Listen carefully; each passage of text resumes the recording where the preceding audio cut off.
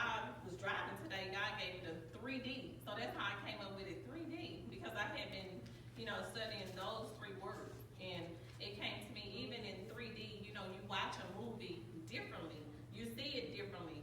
And when these 3 things happen to you, despair, death, and depression, it's a life-changing event, So basically, you're seeing your life in a whole nother way.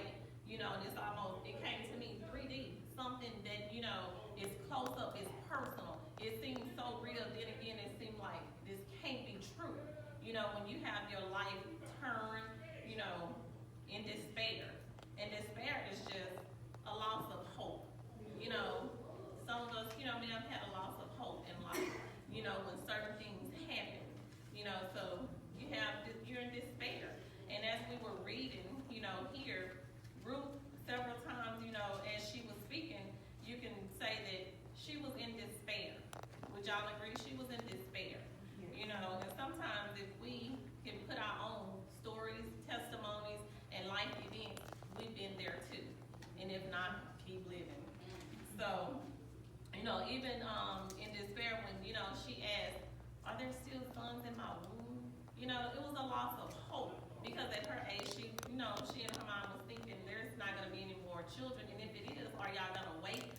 So at that moment, she was in despair. Something had suddenly happened. Her husband passed away. Then the 2 sons. So who wouldn't be in despair, depression, after death? So, and there comes a time in our lives, when we have to experience that. And, even with the death, we just talked about despair when you have a loss of hope. So with death, we all know, we've experienced death with loved ones, friends, family, and it's not a good feeling. It's a feeling to where you're like, is this really happening? Am I not going to see this person ever again in life? All those questions hit you at once. And that's how she was feeling. She didn't say that, but if you're reading into it, you can tell that's what she felt. Like I came in full and I'm leaving out empty. That means I had a husband. I had some sons that were going to, carry on generations and, things of that nature. And now I have nothing, and maybe we haven't, lost like that. But that was a great loss, But on this side, in the spiritual realm, it's a game with God. At the same time, death hurts, So we're going to experience, death, one way or the other. We all have to go. But, in this chapter 1, she talked about, death. And so if that was an experience, for her, death is the end of life. And a lot of us, when we think about it, you're like, oh, I want to think about something else. Or if you, go back and someone that's very close to you died, it's not a good feeling. You dream about it, you think about it, things of that nature. So this is, what happened, with Ruth. So we talked about death, despair, and depression. So, with depression, did she experience depression? Yes. Can anybody think back into chapter 1 when we just read in Ruth? Where do you think that depression kind of hit? What words gave you a clue? She's depressed. And depressed is just a loss of interest. It's a sadness. Okay. Yeah, that was one. Yes. There's a couple more.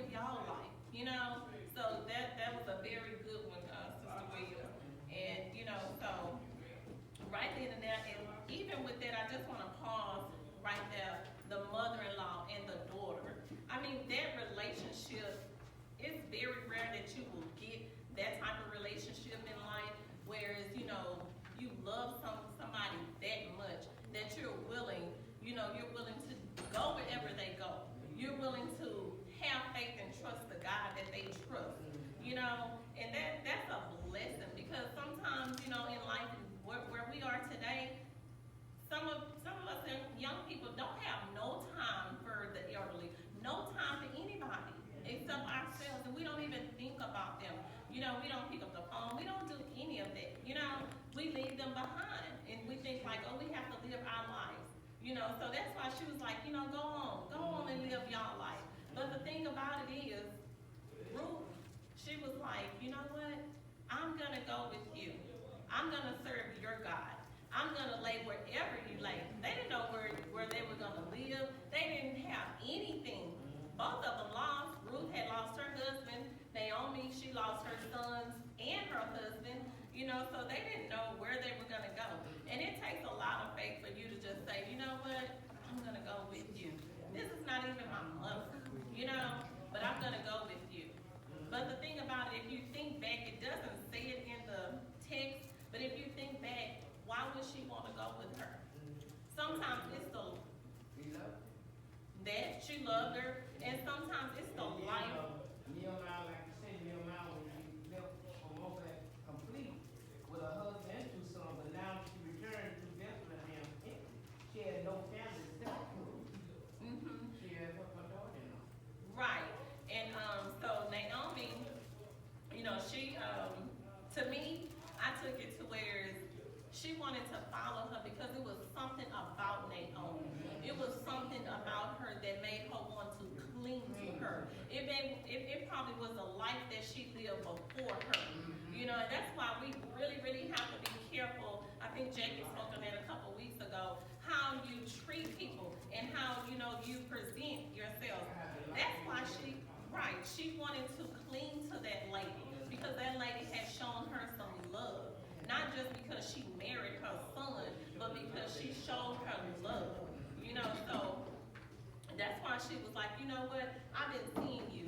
I'm seeing you how you serve God. I'm seeing you how you serve people. I'm seeing your heart. So you know what? I'm going to go with you. I'm going to follow you because I have faith because the God you serve, wherever we go, we're going to be okay. That's what I think she thought in her mind. So. She wanted her, the God that Naomi served, that's God Ruth wanted to serve. That's right. She lived the Christian life from after did her son from her husband. And see, Ruth wanted to be like Naomi. And the God she served, that's going to be her God. Her people going to be her people. She going to serve a God. She left her own people to cling to Naomi. That's right. Serve God she served. Yeah. And sometimes that's, speaking about, she left her people to go with her mother-in-law. And a lot of times in life, we're going to have to leave some people. We're going to have to leave family. We're going to have to go wherever God tells us to go. And most of all, Ruth, by her following Naomi, you can tell in the text that she had, had God in her as well. So, and a lot of times in life, we come, to this point to where it's, you know what, I no longer can be here. I no longer can be, with these people. I no longer can be in my hometown, my city, my state, or whatever it may be. Because where they were leaving, that's where the Orpah and Ruth were from. But she was leaving her hometown, and she was willing to go to Naomi's hometown. And sometimes we have to be willing to get out of our comfort zone.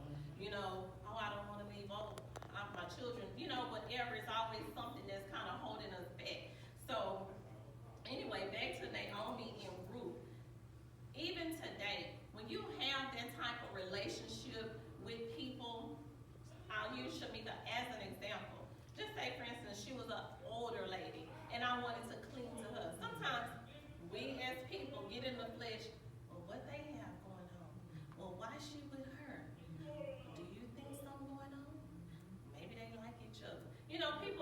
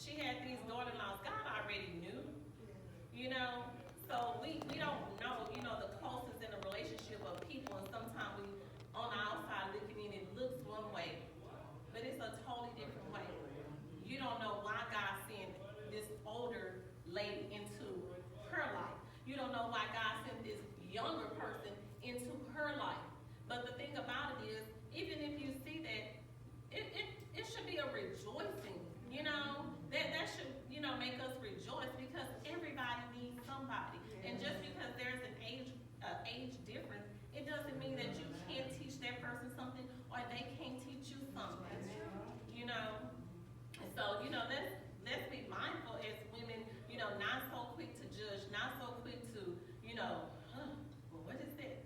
No, thank God. God put us with different people for a reason. It's not even about ages or color, whatever it may be. It's always for His glory. Can I say something right quick? But also what I got out of this is that Naomi wanted to be isolated. Mhm. And usually depression causes isolation. So Ruth has to be persistent in making her presence known with her to let her know, I'm here with you, you're not by yourself. Because sometimes we do push people away, and we don't want people to know exactly what's going on or to experience what we have going on. But I feel that God put in Ruth that she had to go. Because you just don't know what could have happened if she went by herself.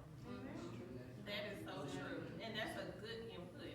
And and that is a form of depression, because sometimes when we're going through our mess and we're going through things in life, we want to be alone. We even think sometimes that it shows on us, so you just like, you know what, I'm gonna just stay at home, or I'm gonna just, not even go, or I'm gonna just watch church online, and we isolate ourselves. I'm not gonna go into work, I'm gonna call in, and that was isolation, which means a form of depression. You want to be alone, and that, and I'm pretty sure we've all been through it. I know I have, and I know it's not good, but that's when God put people in your life when you're really trying to push everybody away, and you have this one person that's clinging to you and calling you, and you're like, oh, I gotta answer the phone, and then sometimes we want to put on their voice, hey, and you're there, in despair, depressed and everything. But that's how God connect people. It's not a perhaps thing, And that's when God really works, when you're in despair. And then sometimes people do get into, depressive. And sometimes they only want to be bothered with their family members. But God will have somebody, if it ain't nothing but a phone call, to come and get you out of that state sometimes. Because the devil ourselves, we just want to just let it go. Right. That is so true. It is. And I just, want to say to the women tonight, even if you find yourself, in that, state where you want to be isolated, not want to come to church, don't want to be seen, don't want people to know what's going on, trust and believe me, when you walk through those doors, God will send that very woman, that very person that has been through what you're going through. And you like, so don't be so quick to isolate yourselves. Don't be so quick to say, you know what, I don't have anybody.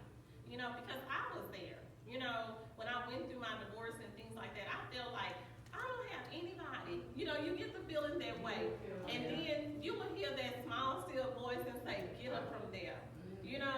And one thing about God, He doesn't want us to give no pity parties. So it's just like when you find yourself getting into that, press your way to church. Press your way. Because when I did press my way, God sent two people that had been through the same thing. Not exactly the same thing, but very similar. And it was nobody but God. They started talking to me, and I'm like, okay, God.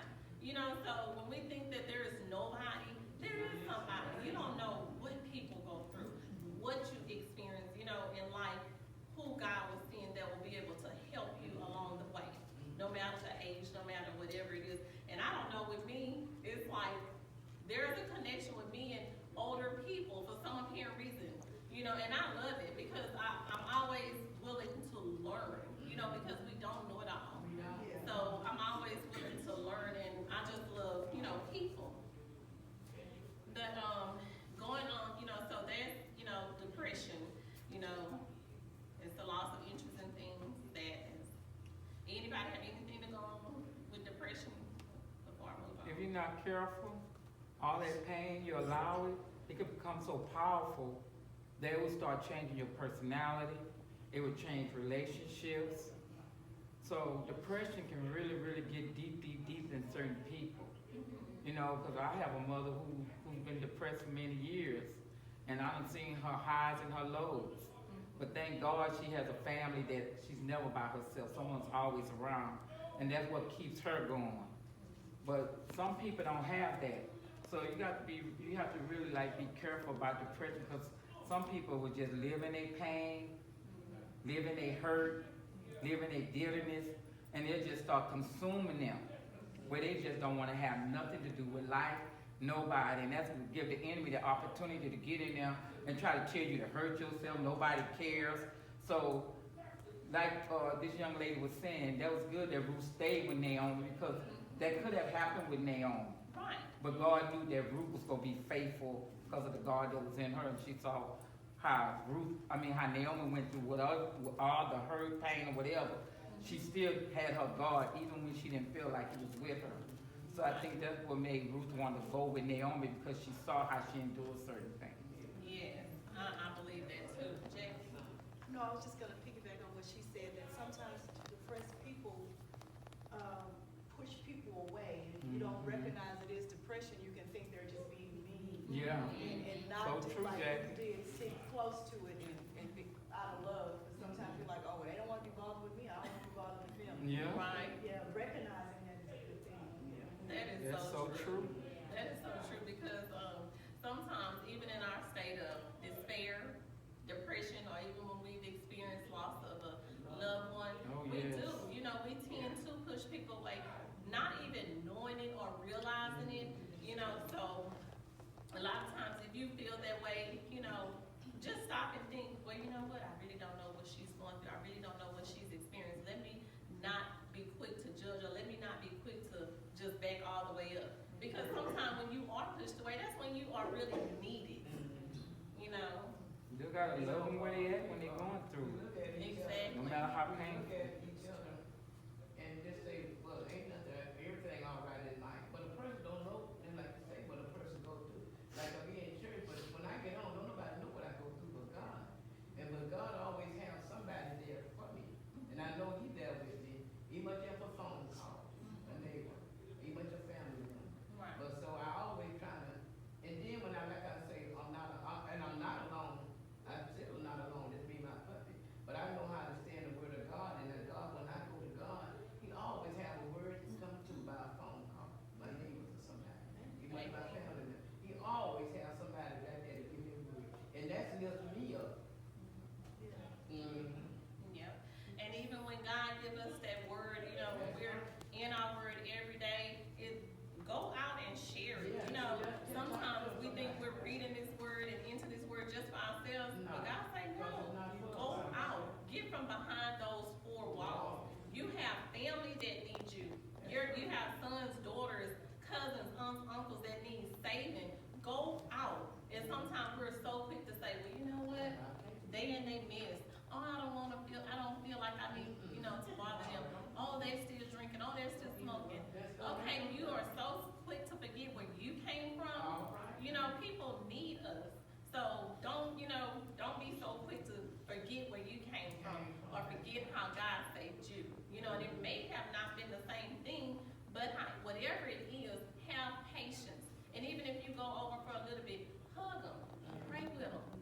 Because you know what I had to learn, and God, and I'm happy, Sister Banks, God had to deal with me, because at one time, that's how it was. I was like, I really want to be bothered with my mom. She started drinking. But God had to put me in my place and tell me, Christy, who are you?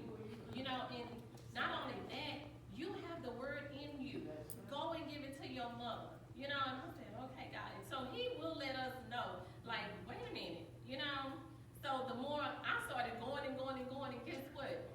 The prayers I had been praying, my mom came to me, this is it, Christy. So I said, wow, God. But what if I had been, in my way and just, I'm just going, no, I'm not going over there. No. God say, go. You don't know who you're helping. He must do one little kind word. One kind word. And I just thank God that when I'm at my lowest and I'm thinking it's overburdened, I reach my point, He would put certain sisters like Sister Jackie. I would watch her and she would strengthen me. It'd be certain women who actually went through what I'm going through. Right. And God knew exactly at the right time to give me that strength, because we had that in common, and God knew that. Right. And it would strengthen me, okay, I can do this, I can do this, you know. But he know how much we can bear, and I just thank God how he pull us together in unity. When one is weaker and the other one is stronger, it just amazes me how he do that, so I'm very thankful for that. Yes, and that word unity. I mean, we as women and at this church just together, you know, I've grown up since I was 12, 13 years old, middle school. And unity, if we don't have unity, we don't have anything. You know, so we have to be unified. We have to come together. We have to be our sister's keeper. You know, no matter what. If you may feel that you're a little, you know, above or whatever it may be, don't think that you're so above that you can't come down and help your sister or give them a hug or a word. You know, we have to be unified, and that's what Pastor Bill has been stressing on, unity. We have to love each other. We truly, you know, have to love each other, because when you walk through those doors, each and every one of us is fighting a battle. You don't know, you know, and sometimes people, you know, I have experienced it, you know, how can you, you know, speak in tongues and do everything and not speak to your sister? You don't know what a high can do. You don't know what a hug can do. You know, people come into this church hurting. They may not be crying. It may not even show. So, you know, like Sister Wilson said, love. That word just stuck in my mind since last Tuesday. Love, love, love. We can have the gift of singing. We can have the gift of teaching. We can have the gift of prophecy. We can have the gift of cooking, whatever it may be. But if we don't have that love in our heart and we're not showing it to our sisters and brothers, God say that what you're doing don't even count. It's nothing. I don't even see you. I don't even hear you. And no one wants that. You know, so, you know, if you haven't today, start today, you know, showing love to each and every one of our sisters, you know, no matter what. If you haven't, you know, been speaking or talking to each other, love each other. I mean, when I tell you there is so much depth that's all around us that's going on, and you know, you don't want to be the one to say, I wish I would have spoke to Shamika. Something, you know, I wish I would have spoke to Sister Kid. I wish I would have spoke to Natalie. You know, something happened, you like, but you could have done something or said a word or something. You know, so